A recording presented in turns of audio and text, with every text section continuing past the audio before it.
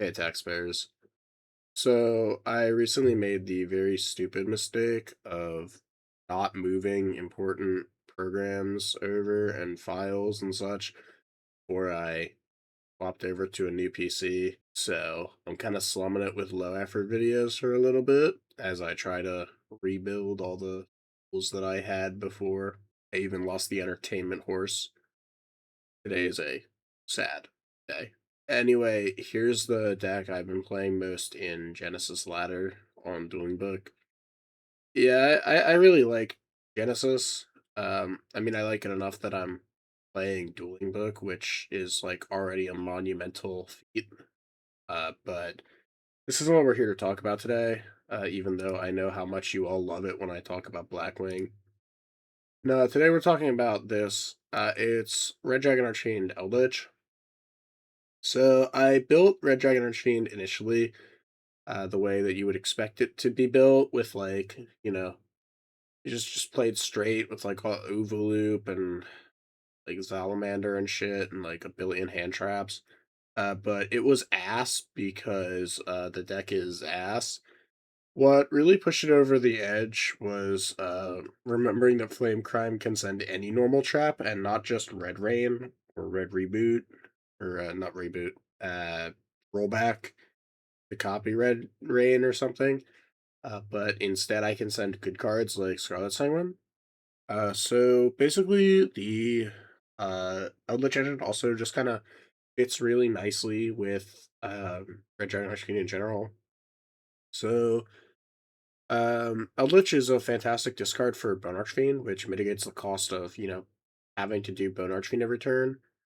Same with all of the Golden Land traps and Scarlet Sanguine itself. And Flame Crime can bridge you to Scarlet Sanguine over the course of your mainline combo. So like, you're getting to Eldritch stuff consistently. And Lich itself is a really nice breaker.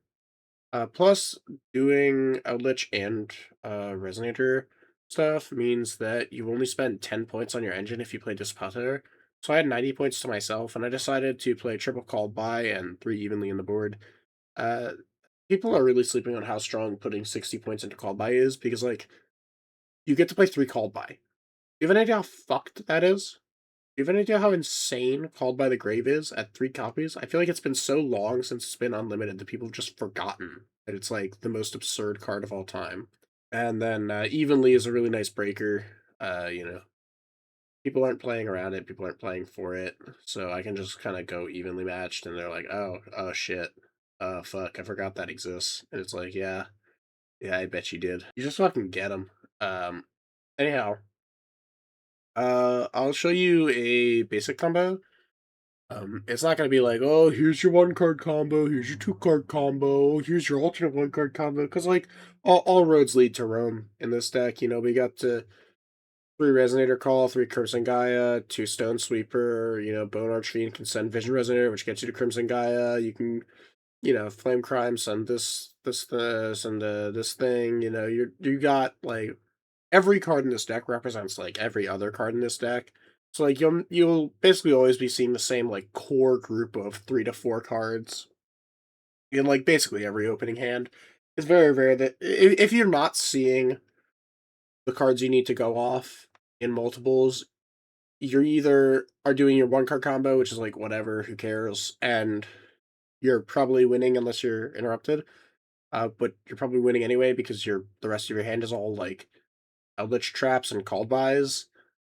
Or you have completely bricked, but that just means you're playing Eldritch. So like, who cares? Yeah. So here's a simple combo.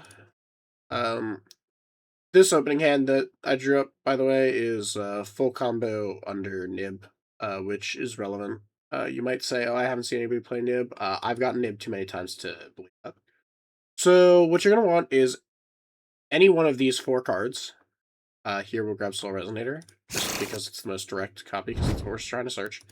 Eldland or Eldritch, or really any Eldritch trap card. Basically, all of them get you to the end result, but Eldland is the one with the highest ceiling, and then either a copy of Bone Archfiend or Flame Crime, whichever one you don't have, you search with Soul Resonator. A lot of people also play like.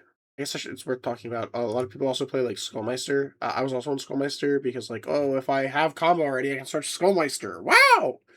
But that's pretty bad.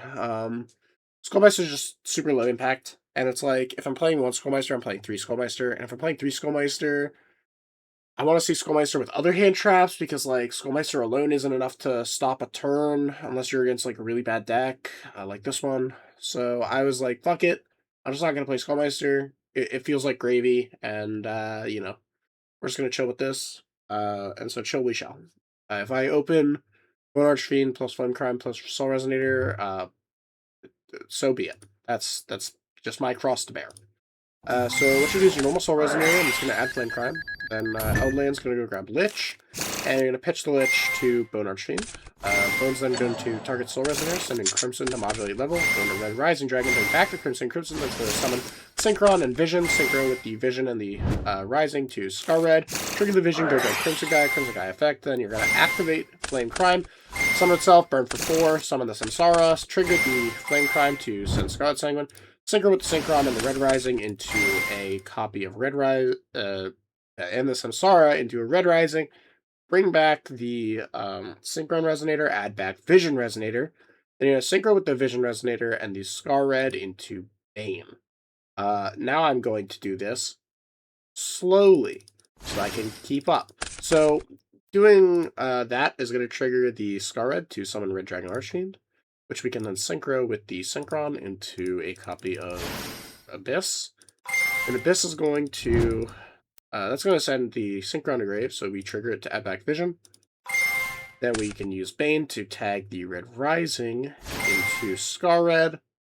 And now we can use the Lich to pitch the Eldland, summon itself.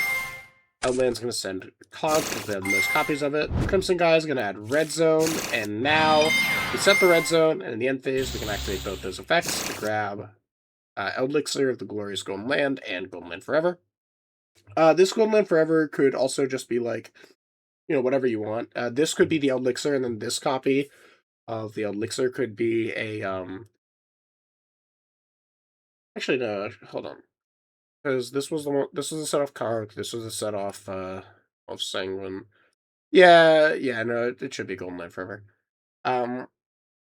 You could definitely cut Golden Land Forever, but I really like it. It comes up just often enough for me to want it. At the very least in the side somewhere. But, it's up to you. So what this end board gives you is Red Zone Pop, Glorious Golden Land Bounce, Golden Land Forever to Omni, Abyss to negate. And what's really nice about Soul Resonator being in the grave is that this thing is Dingirsu in the graveyard, as long as you control Red Dragon Archfiend or one of its associates. So Scar Red here actually is obviously Red Dragon Archfiend. So if your opponent tries to like Twin Twister your back row, you can just say, I'll banish Soul Resonator. Screw you, dude. Nice -2, which is really good. So it's pretty difficult to force out Golden Land Forever. It was already difficult to force out Golden Land Forever because the Lich can't be destroyed by card effects, but like, it's more so.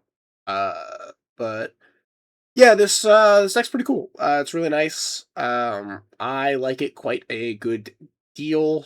I've been playing a lot of it in paper and in Dueling Book, and that's about it. All right, bye.